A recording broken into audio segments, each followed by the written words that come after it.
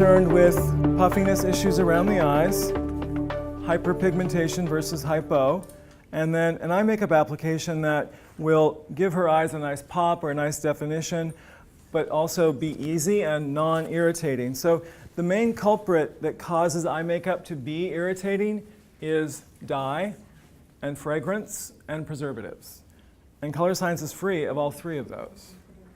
So if you have issues with eyeshadow, it eliminates that issue.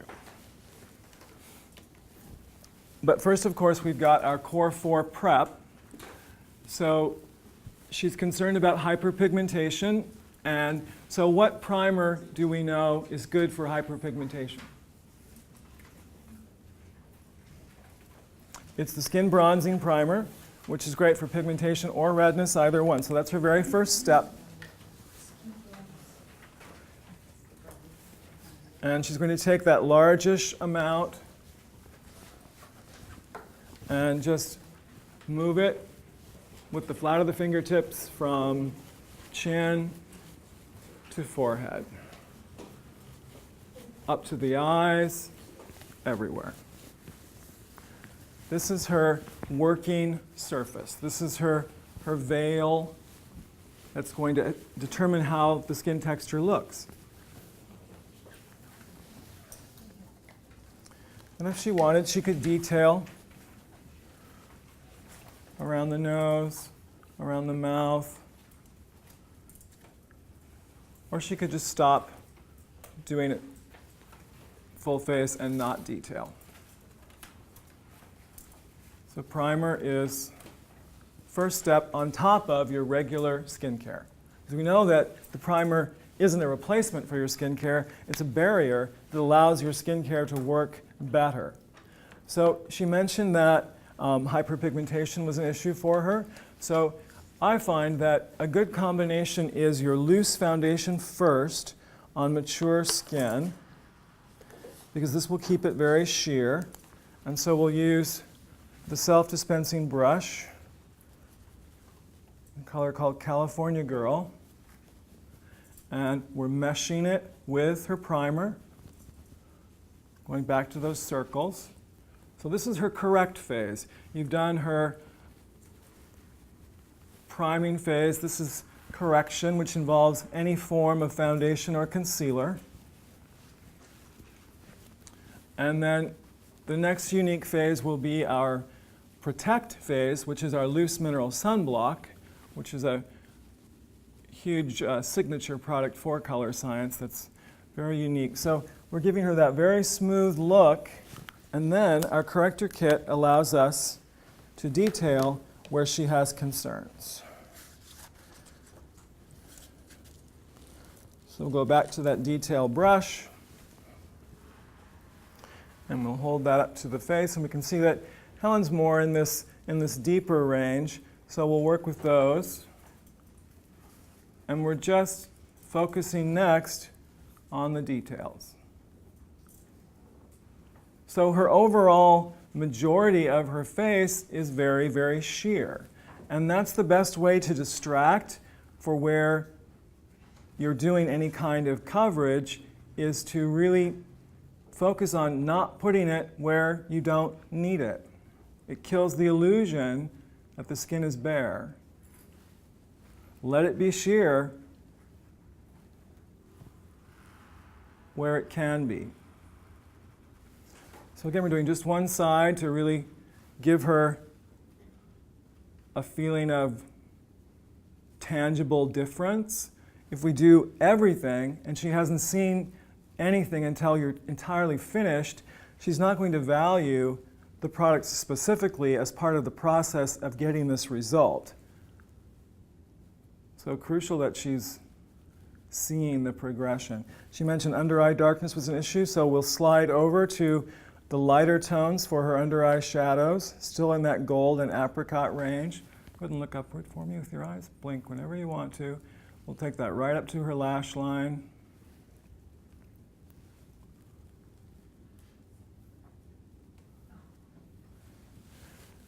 And so her next phase, just do a slow turn for everyone, Helen, so they can see one side versus the other.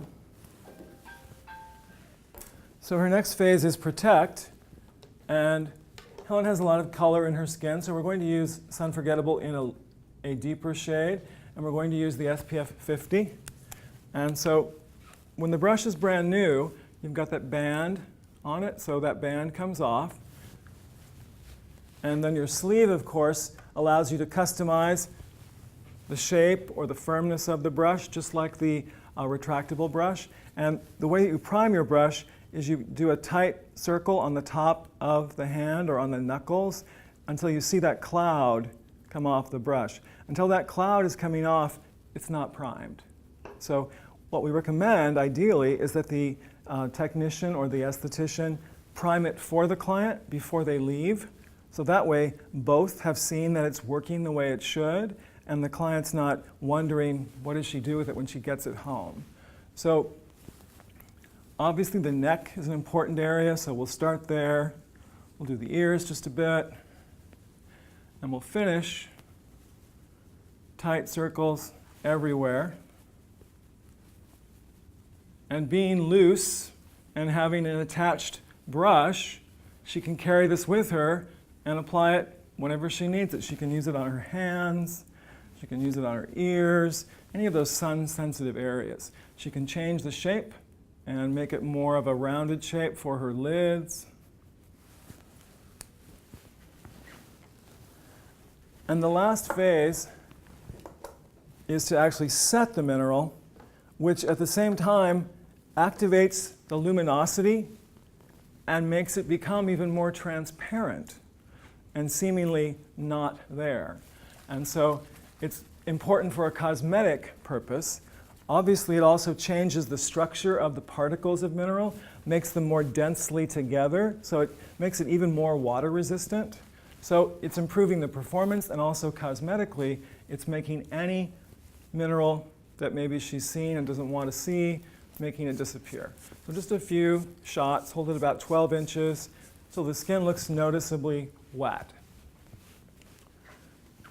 She mentioned that she was interested in color, simple color. So we're going to show her the Beauty on the Go kit she can use for her eyes, her cheeks, her brows, her lips. We'll start with the kit as eyeliner. So we'll go to the very darkest. You could think of the kit as 1 through 5. So this is number 5, this is espresso color. And we're using a firm, detailed angle brush. And we're going to go back to the mist that we just used to set the mineral and turn this temporarily into a cream liner. Now you look upward for me first. So we'll start on the lower lashes, and we'll just press and rock, press and rock. And this is going to set to what we call a rock solid finish that isn't going to smudge on her, isn't going to smear on her, isn't going to heat up and move around the way a pencil will. So if she's concerned about durability and performance, it's also a great option. We're going to slide up to the champagne tone in that same kit, and we'll use the champagne to brighten the inner corner of her eye. Go ahead and look upward for me again. Blink whenever you want to.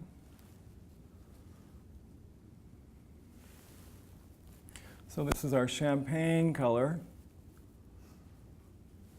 and we're just using that to blend, brighten, frame. We'll go up to the upper lash line, back to the espresso.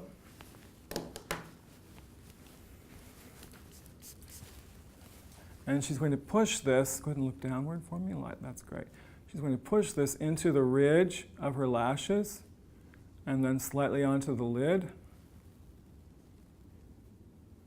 And that's going to help give more depth in the center of her eye because she's concerned about her eye looking puffy.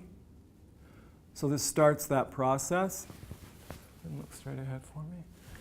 So she's got that frame that defines the eye. Go and do that slow turn for people again. And then we'll go to a larger,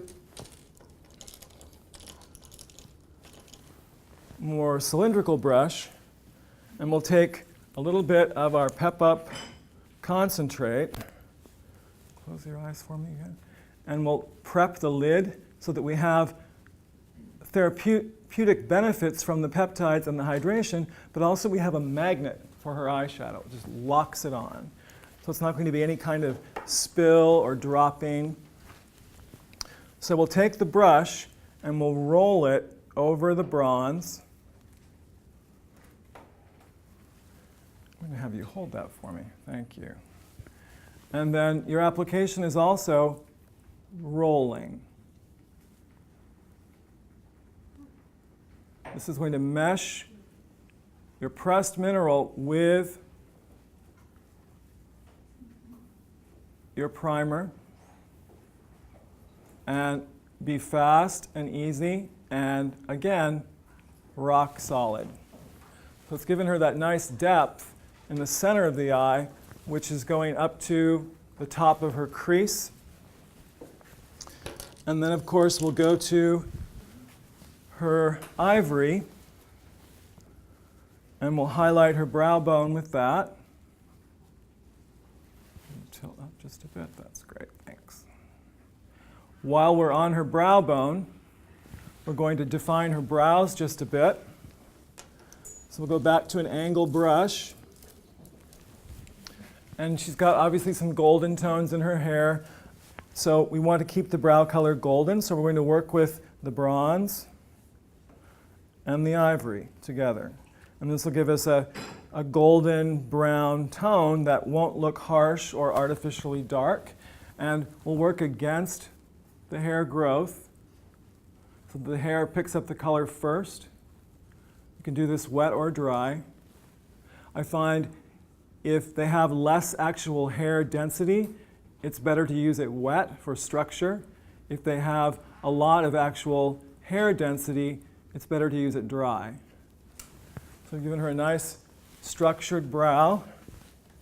And then the last way she'll use her kit is she'll go back to the very center of the kit and she'll go back to her retractable brush and she'll make it more of that in-between shape, not the very dome shape and not the wide open shape. And she'll mix her champagne and her rose and her bronze to create a neutral, tawny, bronzy, blushy cheek color. And then we'll turn her sideways just a bit, and we'll start on the very back of the cheek, and we'll open the brush wide open, and we'll do very soft circles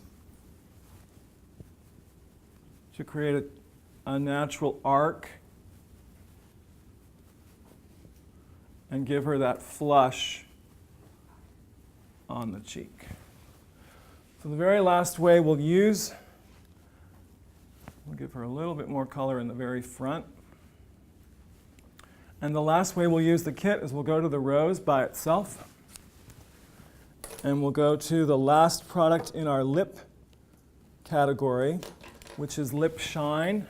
Lip Shine is an SPF 35 gloss, and it has an opalescent finish. So it mixes well with anything that has color that maybe you already have and like. You can use it right on top of that. So we're going to combine that